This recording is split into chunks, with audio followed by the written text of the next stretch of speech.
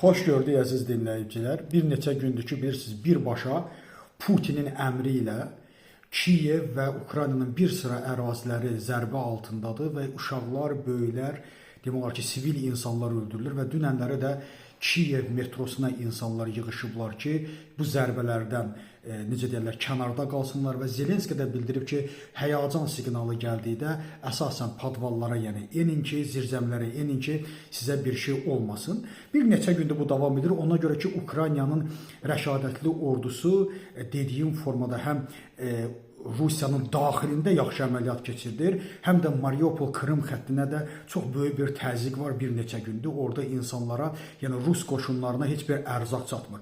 Bu günləri isə məhz Rusiyanın o bəhkədən prezidenti Putin öz ana yurdu Peterburqda deməli iqtisadi forum keçirirdi və iqtisadi forumun da demək olar ki, mövzusu praqmatik dialoq imiş.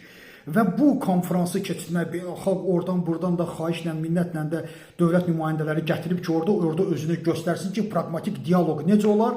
Amma qohumlar, qonşular, gələn qonaqlar da nəyin şahidi olurlar? Bugün Ukrayna ordusu demək olar ki, Peterburqu aş süzənə çevirib, limanlar vurulub, limanla yanaşı həm də neft əraziləri, toplama məntəqələri vurulub və demək olar ki, şəhər tüstü altına düşüb və bu günlər o praqmatik dialoq çərçivəsində bütün dünya yanan Peterburqun o gözəl səmasına dırnaqarası şahid olub. Bu da əlbəttə ki, Ukraynanın Rusiyaya bir mesajıdır. Ukraynaya birbaşa Putinə mesajıdır ki, onun ana yurdunu tüstüyə basıblar və bildirirlər ki, sən zərbə vurarsansa Kiyevə, sivil insanları öldürərsən də biz də sizin başınıza, zaten Rusiya 2 şəhərdən ibarətdir, Moskva və Peterburqdan, biz də sizin o şəhərlərinizə artıq müharibənin alovunu və tüstüsünü çox yaxından gətirəcəyik ki, siz də onu hiss edəsiniz. Təşəkkür edirəm.